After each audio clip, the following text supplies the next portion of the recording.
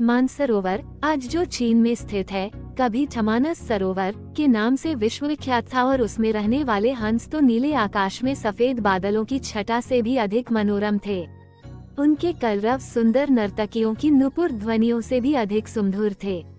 उन्हीं सफेद हंसों के बीच दो स्वर्ण हंस भी रहते थे।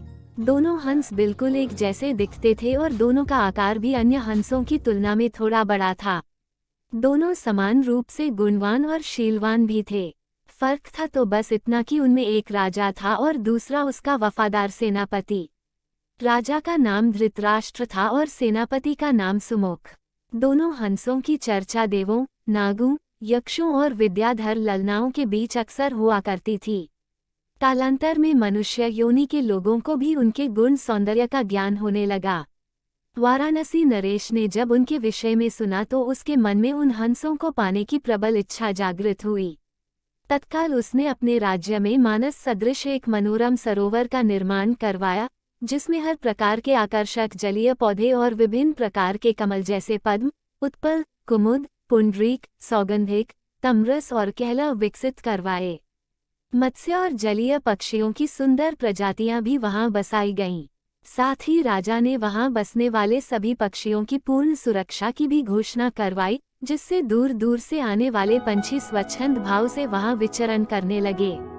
एक बार वर्षा काल के बाद जब हेमंत ऋतु प्रारंभ हुआ और आसमान का रंग बिल्कुल नीला होने लगा, तब मानस के दो हंस वाराणसी के ऊपर से उड़ते हुए जा रहे थे। तभी उनकी दृष्टि राजा द्वारा निर्मित सरोवर पर पड़ी। सरोवर की सुंदरता और उसमें तैरते रमणीक पक्षियों की स्वच्छंदता उन्हें सहज ही आकर्षित कर गई। तत्काल वे नीचे उतर आए और महीनों तक वहां की सुरक्षा, सुंदरता और स्वच्छंदता का आनंद लेते रहे। अंततोगत्वा वर्षा ऋतु के प्रारंभ होने से पूर्व वे फिर मानस को प्रस्थान कर गए। मानस पहुंचकर उन्होंने अपने साथियों के बीच वाराणसी के कृत्रिम सरोवर की इतनी प्रशंसा की कि सारे के सारे हंस वर्षा के बाद वाराणसी जाने को तत्पर हो उठे। हंसों के राजा युधिष्ठिर और उसके सेनापति सुमुख ने अन्य हंसों की इस योजना को समुचित नहीं माना। युधिष्ठिर ने उनके प्रस्ताव का अनुमोदन न करते हुए ये कहा कि पंछी और जानवरों की एक प्रवृत्ति होती है, वे अपनी संवेदनाओं को अपनी चीखों से प्रकट करते हैं, किंतु जंतु जो कहलाता है, मानव बड़ी चतुराई से करता है। अपनी भंगिमाओं को प्रस्तुत जो होता है उनके भावों के ठीक विपरीत।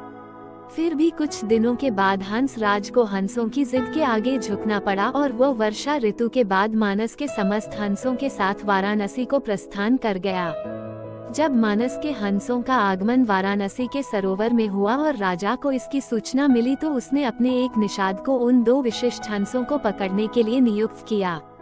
एक दिन युधिष्ठिर जब सरोवर की तट पर स्वच्छंद भ्रमण कर रहा था, तभी उसके पैर निषाद द्वारा बिछाए गए जाल पर पड़े।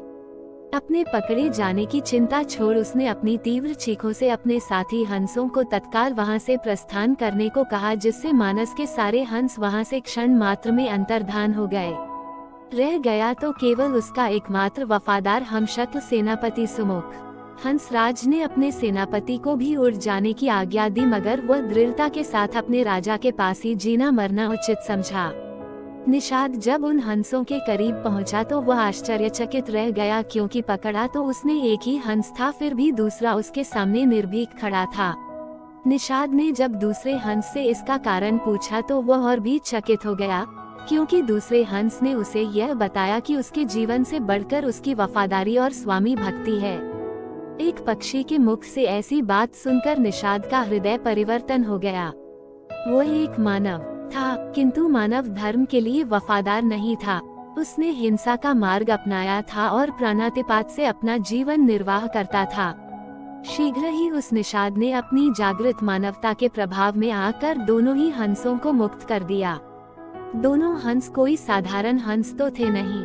उन्होंने अपनी दूरदृष्टि से यह जान लिया था कि वह निषाद निस्संदेह राजा के कोप का भागी बनेगा। अगर निषाद ने उनकी जान बख्शी थी तो उन्हें भी निषाद की जान बचानी थी।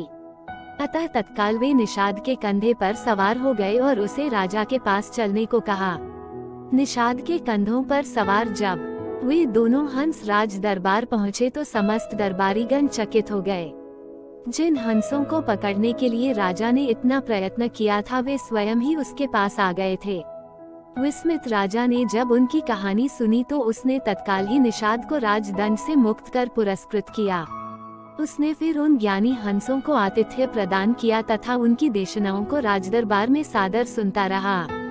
इस प्रकार कुछ दिनों तक राजा का आतिथ्य स्वीकार कर दोनों ही हंस पुनः मानस को वापस लौट गए।